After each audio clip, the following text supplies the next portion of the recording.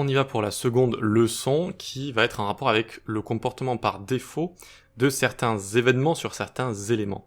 Parce que par défaut, le navigateur va déjà être à l'écoute de certains événements, par exemple avec les liens. Quand je clique sur le lien, le navigateur va le remarquer, et il va m'amener vers l'href juste ici, vers cette adresse-là. Je clique et hop, ça m'amène bien sur Dribbble ici. Ok ? Donc, ce sont des comportements par défaut qu'on peut, par exemple, prévenir. Alors, ce n'est pas recommandé du tout. Il ne faut surtout pas prévenir le clic par exemple sur un lien parce que du coup ça empêche complètement le lien de fonctionner. Mais on peut potentiellement le faire. Ce qu'on fait en général, un comportement qu'on prévient pas mal, c'est l'envoi d'un formulaire.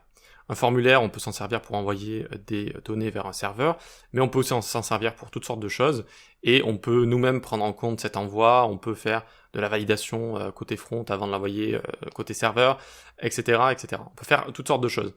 Et là, c'est vrai que c'est assez courant d'utiliser donc cette méthode qui permet de prévenir le comportement par défaut. Donc on va voir un peu comment ça fonctionne. Donc c'est tout ce que je vous ai expliqué ici. On peut prendre les liens, pour commencer.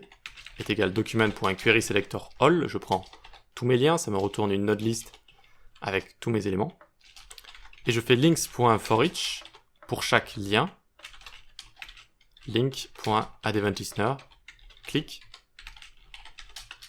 Et je vais ici envoyer une fonction handleClick. Donc je vous invite à coder avec moi, ça permet de vous faire mieux comprendre tout ça. Hop, j'envoie donc la fonction handleClick, je crée la fonction handleClick. Et ici, je vais log tu ne bouges pas, par exemple. Et à partir de mon objet d'événement E, j'ai accès à la méthode qui s'appelle preventDefault. Ça va prévenir le comportement par défaut. Ça va prévenir l'écoute, si vous voulez, de cet événement par le navigateur. Donc là, ici, je clique et je ne bouge plus. Vous voyez, ça ne fonctionne plus. Donc j'ai bien réussi à exécuter ma fonction et je vois que j'ai prévenu ce comportement par défaut. Je répète, attention en termes d'UX, en termes d'accessibilité, de SEO, etc. On ne fait pas ça, d'accord? Mais c'est juste pour vous montrer que on peut par exemple prévenir le comportement par défaut des liens. Et on peut le faire avec tout et n'importe quoi. C'est-à-dire qu'il y a beaucoup de comportements par défaut qui existent. Donc ça, je le mets en commentaire. Un comportement qui est qu'on peut prévenir et qui n'est pas aussi nocif que celui des liens, c'est avec les formulaires, comme je vous l'ai dit. Donc on y va, on va sélectionner notre formulaire, document.querySelectorForm. Je lui exécute ici addEventListener pour être à l'écoute de l'événement submit, quand j'envoie un formulaire. Et je vais exécuter la fonction handleSubmit.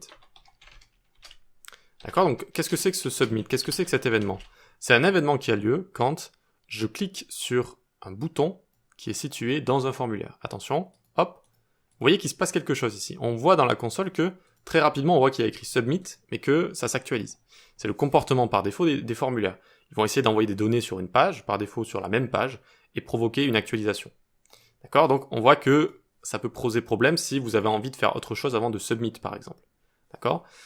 Si vous voulez gérer vous-même toutes sortes de choses, validation, etc. Donc, on peut faire e.preventDefault. On prévient le comportement par défaut.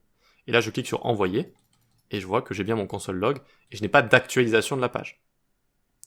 Voilà donc la méthode e.preventDefault qui permet de prévenir un comportement par défaut si jamais vraiment on n'a pas envie de l'avoir. Certains éléments comme ça ont déjà des écouteurs d'événements qui sont liés. Ils vont déjà avoir certaines actions quand on va cliquer dessus, quand on va effectuer certains événements dessus. Et donc on peut prévenir ce comportement avec preventDefault. Voilà pour ça, très bien, on peut passer à la suite.